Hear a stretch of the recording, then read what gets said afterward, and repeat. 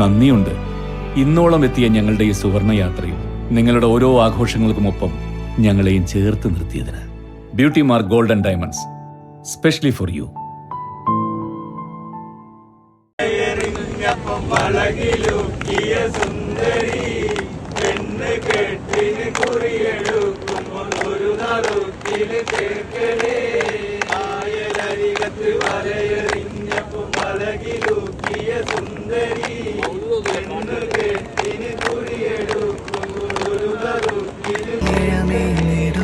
ഇത് വെറും ഒരു ടൂറല്ല. കുട്ടികളുടെ കയ്യും പിടിച്ച് കടലും കായലും കാണാൻ പോയ വീട്ടിലെ മുതിർന്നവരുടെ കാഴ്ചകളുമല്ല. നാട്ടിലെ കാരണവന്മാരെ നാട് കാണിക്കാൻ കൊണ്ടുപോയ കൊണ്ടോട്ടിയിലെ ഏതാനും ചെറുപ്പക്കാരുടെ കഥയാണ്.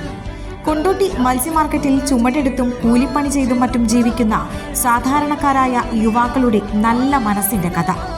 അവരെല്ലാവരും പാട്ടുകാരാണ്.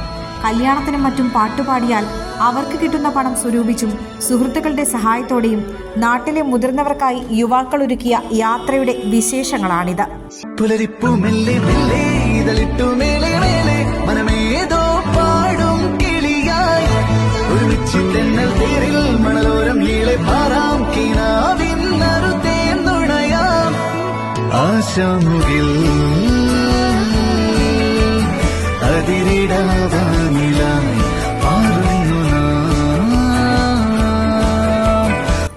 കൊണ്ടോട്ടിയിലെ തക്കിയൻസ് എന്ന കൂട്ടായ്മയിലെ യുവാക്കളാണ് നാട്ടിലെ കാരണവന്മാരുടെ കൈപിടിച്ച് നാട് ചുറ്റാൻ ഇറങ്ങിയത്.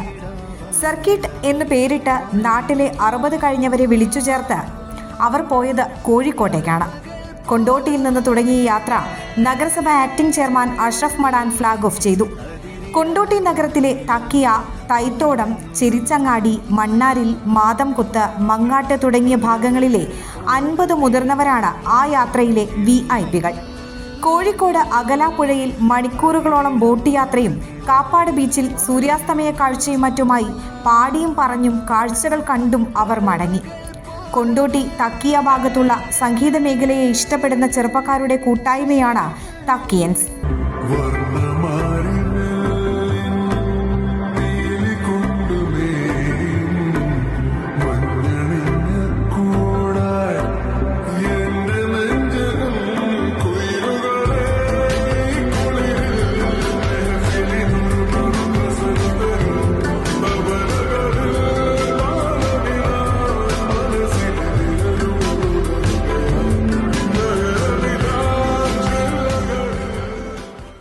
പെട്ടിപ്പാട്ട്, ഗസൽ, കവാലി, മാപ്പിളപ്പാട്ടുകൾ തുടങ്ങി പലതരം സംഗീത പരിപാടികളിൽ സജീവമാണവർ. കൊണ്ടോട്ടി അക്ഷര ക്ലബ്ബ് പ്രവർത്തകരുമാണ്. മത്സ്യമാർക്കറ്റിലെ ചുമട്ടുതൊഴിലാളികളും മറ്റുമാണ് തക്കിയൻസിലെ കൂടുതൽ അംഗങ്ങൾ. നാട്ടിലുള്ള മുതിർന്ന ആളുകൾ മനസ്സ് തുറന്ന് സന്തോഷിക്കുന്ന ഒരു യാത്രയെക്കുറിച്ച് 1.5 വർഷം മുൻപ് ആലോചന തുടങ്ങിയതാണെന്നും ഇപ്പോഴാണ് യാഥാർത്ഥ്യമായതെന്നും ആ ചെറുപ്പക്കാർ പറഞ്ഞു. Air 1 news, Kondotty.